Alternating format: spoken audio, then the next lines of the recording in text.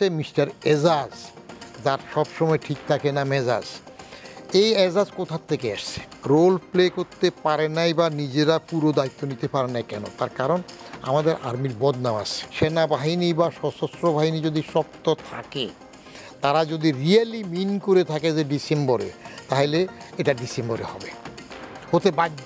আওয়ামী লীগের লোক যদি পপুলার হয় স্থানীয়ভাবে, আসলে অসুবিধা কি? মিলিয়ন ডলার কোশ্চেন, নির্বাচন কবে হবে? এখন ইউনূস সরকার কি বলেছেন যে ডিসেম্বর টু জুন, যেটা এটা সবসময় বলে আসছে।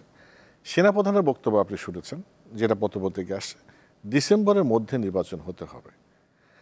এখন নির্বাচন কবে হবে, রাজনৈতিক দলগুলো যেমন আস্থা রাখতে পারছে না যে কবে হবে। রাজনৈতিক দলগুলো এক এক দল এক এক সময় চাচ্ছে, কেউ ডিসেম্বর, কেউ জানুয়ারি, কেউ ফেব্রুয়ারি, কেউ ঈদের আগে, কেউ ঈদের পরে। সেনাপ্রধান বলছেন যে ডিসেম্বরের মধ্যেই হতে হবে। আপনি কি দেখেন এখানে? ওয়ালটন বিএলডিসি ফ্যান, খরচ বাঁচে 65% পর্যন্ত। ওয়ালটন বিএলডিসি ফ্যান ছড়ায় স্বস্তির সবুজ হাওয়া। এর আগে আপনার মিলিয়ন ডলার বলেন, বিলিয়ন ডলার বলেন, তার আগে এই যে স্ট্রাইকের আন্দোলনটার একটা শানে নজুল আছে। বাইরে একটা কথা হচ্ছিল যে চিটংয়ে মেয়র তো শপথ গ্রহণ করে ফেলছে, যেহেতু রায় পেয়েছে, এটাখানে কেন করা নাই। এটা নিয়ে একটা সমালোচনা আছে বাইরে, যে সেটা হইল ঢাকা উত্তরে প্রশাসক দিয়েছে। এই প্রশাসকের সেখানে আবার আন্দোলন করেছে গণ অধিকার পরিষদ নূরের ওরা। ওটা নিয়ে আবার ঢাকা উত্তর ডাউসিক উত্তর সিটি কর্পোরেশন আবার ব্যাখ্যা দিচ্ছে তার লোকজনকে টেন্ডার দেয় না সেই জন্য। কিন্তু যে আসছে মিস্টার এজাজ, যার সবসময় ঠিক থাকে না মেজাজ, এই এজাজ কোথার থেকে আসছে? তার শানে নজুল কি? তার একটা কাজ আমি প্রত্যক্ষ করেছি, মিরপুরে বিভিন্ন রাস্তায় মানুষ গেট লাগিয়েছে নিজেদের খরচে, তাদের নিরাপত্তার জন্য হোক, গাড়ি ঘোড়ার ঝামেলার থেকে বাঁচার জন্য। এজাজ এসেই মেজাজ খারাপ করে গত 24 এপ্রিল পটাফট তার বুলডোজার নিয়ে কিছু গেট ভেঙে দিল, আবার ট্রাকে করে উঠে নিয়ে গেল।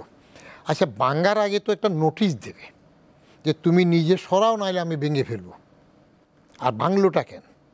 ভেঙে গেট নিয়ে আসছে, বুলডোজার সংস্কৃতি। তো এখন এই এজাজকে নিয়ে তো প্রশ্ন উঠতেছে, হুইজ হি? এরা বলতেছে কি হিজবুত তাহরিক না কোথার থেকে আসছে। ওইটার সাথে তখন ছিল যে এরাদের নাকি সরকারের খেয়াল ছিল, স্থানীয় সরকার উপদেষ্টাদের নাকি খেয়াল ছিল, যদি স্ট্রাইকের শপথটা না করায় ঠেকানো যায়, দরকার হলে সেখানেও একটা প্রশাসক দেবে নিজেদের সুবিধার জন্য। তো এটা বোধহয় এখন বন্ডুল হয়ে গেল, সেটা একটা হইল।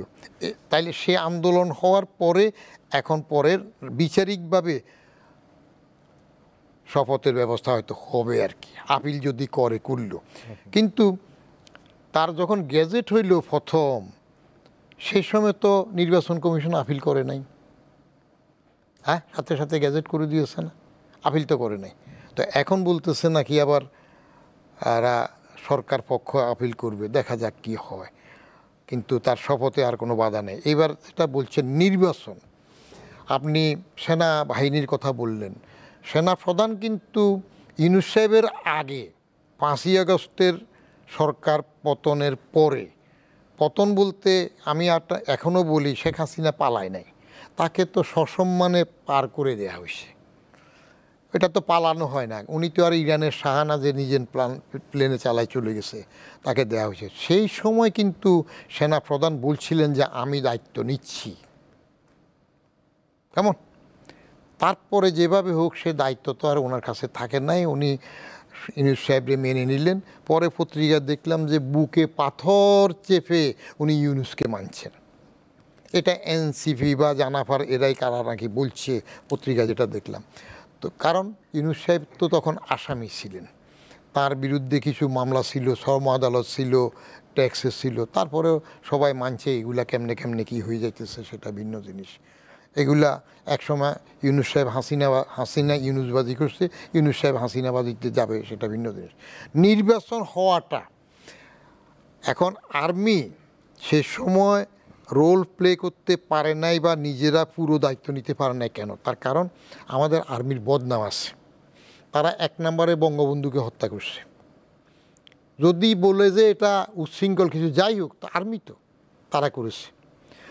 1 নাম্বার প্রেসিডেন্ট, 2 নাম্বার প্রেসিডেন্ট, জাতির জনক প্রেসিডেন্ট বঙ্গবন্ধুকে হত্যা করছে, তাহলে তাদের ডিসক্রেডিট আছে, ওইখানে বদনাম আছে। জিয়াউর রহমান সাহেবকে হত্যা করছে, আরেকটা ডিসক্রেডিট আছে। একেবারে নিরীহ মানুষ সাত্তারকে এরশাদ আইসা সরাই দিল, এটা আরেকটা ডিসক্রেডিট আছে। 1/11 মইনিউর আইসা এদেরকে সেনা সমর্থিত সরকার হইল, ডিসক্রেডিট আছে। তো এতগুলো ডিসক্রেডিটের পরে সম্ভবত এইবার আমার মনে হয় এইগুলো, বা জাতিসংঘে আমাদের যে সৈন্যরা থাকে সেগুলো মিলাইয়া উনি যতটুক রোল নেন নাই, তারপরে উনি এই সরকারের সহযোগিতা করে যাচ্ছেন। এখন যদি সেনাবাহিনী বা সশস্ত্র বাহিনী যদি শক্ত থাকে, তারা যদি রিয়েলি মিন করে থাকে যে ডিসেম্বরে, তাহলে এটা ডিসেম্বরে হবে, হতে বাধ্য। কারণ তাদের সমর্থন যদি উঠে যায়, পলিটিক্যালি ইউনূস সাহেবের তো কোনো কনস্টিটুয়েন্সি নাই, কোনো দিকে সাপোর্ট নাই। যেটা আছে উনি এখন যাদের বৈরমখা হয়ে আছেন, যাদের বৈরমখা হয়ে আছেন উনি, তাদের তো মাঠে অফিস নাই, ফিল্ড নাই। যেইটুকু এখানে শক্তি আছে এই গায়ের শক্তিটুকু, বাকি রাজনৈতিক শক্তি বলতে, জনগণের শক্তি বলতে, বাইরে কনস্টিটিউশন বলতে সেটা নাই। সেই জন্য তারা হয়তো চাইছে, যেটা আমিও একটা চাই, যে স্থানীয় সরকার নির্বাচনটা আগে হোক। স্থানীয় সরকার নির্বাচন আগে হইলে হয়তো ওদের ধারণা যে কিছু লোক তারা পেয়ে যাবে, সুবিধা হবে, বা আওয়ামী লীগ করতে পারে না এরকম লোক কিছু হয়তো তারা পাবে। জাতীয় নাগরিক সবগুলো স্থানীয় সরকার আগে করতে বলছে না, দুটো অন্তত ঢাকা এবং চট্টগ্রাম বা যেখানে যেখানে বড় 2-1 জায়গায় করে নির্বাচন কমিশনের একটা পরীক্ষা চাচ্ছে যে আসলে এরা জাতীয় নির্বাচন করতে পারবে। শুনেন, আমি বলি সমস্ত স্থানীয় সরকার নির্বাচন আগে করলে অসুবিধা কি? স্থানীয় সরকারগুলো না থাকাতে মানুষের কি কষ্ট হইতেছে, কত ঝামেলা হইতেছে আপনার জনপ্রতিনিধি না থাকাতে। এটা আগে করলে অসুবিধা কি? এখন বাজার চায় না, বাংলাদেশ জাতীয়তাবাদী দল চায় না, যারা ক্ষমতাতে জাতীয় সরকারে এসে যাবে মোটামুটি প্রস্তুত হয়ে আছে, তারা তো এটা চাইবে না। বরং আগে যদি স্থানীয় সরকার নির্বাচন সবগুলা দেন আপনি, একবারে ইউনিয়ন পরিষদ সবগুলো, তাহলে নির্বাচন কমিশনের টেস্টের কিছু নাই, এগুলা ঠিকঠাক মতো হয়ে যাক, তাহলে কিছু ভালো লোক নির্বাচিত হয়ে আসবে। কারণ যেই দলীয় সরকারের অধীনে নির্বাচন হতে যাবে, তখন এক চোকা হয়ে যাবে, এক জাতীয় হয়ে যাবে, নিউট্রাল লোক আসতে পারবে না।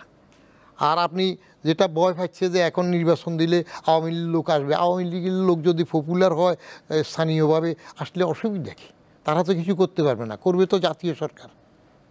সেখানে তো মূল পলিসিটা হবে।